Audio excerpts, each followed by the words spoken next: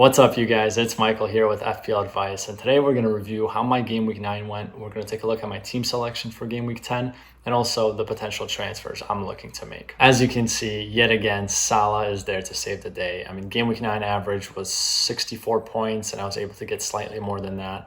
Massive returns from Salah, Foden, and Mason Mount.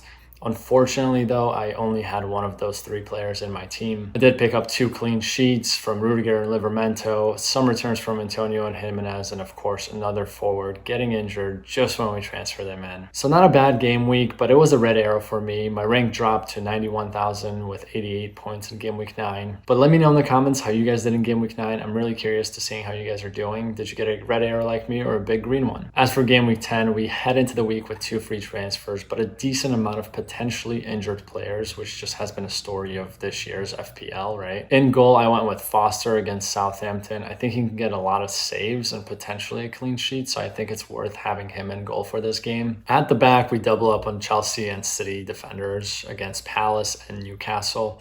Azpilicueta did pick up a shoulder injury, so he will most likely be a player I will transfer out in Game Week 10 unless I hear something otherwise. Cancelo, Diaz, and Rudiger should all start and hopefully get some returns from those 3 players. In midfield, I currently have Rafinha, who did pick up an injury but did post on social media saying he's fine and he will be back soon. But again, what does soon mean? We will have to monitor the situation and see what Bielsa says in the press conference. If Bielsa does confirm that he is out for the Norwich game, which is obviously the game that I really wanted to have him for, I will most likely transfer him out and transfer in Foden or Mason Mount. Salah will be my captain against Brighton. If Liverpool can score 5 goals against Man United, they can definitely score 5 goals against Brighton. And then Sarr completes my midfield against Southampton. I think this is a great fixture that you can really thrive in. I am surprised that he was not at the end of the 5 goals that Watford scored against Everton.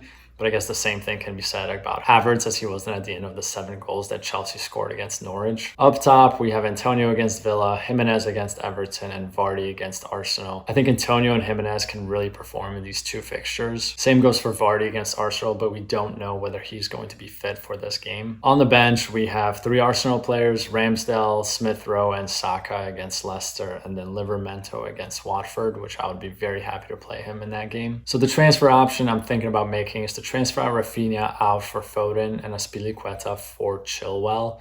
Those 2 transfers would use up all the funds that I have. So if one of them does go up in value over the next few days, I will not be able to make this transfer. My backup plan is, if that does happen, to simply go for Mason Mount instead of Foden. And outside of that, the only thing that can make me make a different transfer is if Vardy is confirmed to be out for more than just 1 game week. If that's the case, then obviously I will look to get rid of Vardy as well. But that's all I have for you today. If you did enjoy this video, make sure to give it a like and also subscribe to the channel if you're new to FPL Advice. Let me know in the comments which players you're looking to bring in for Game Week 10.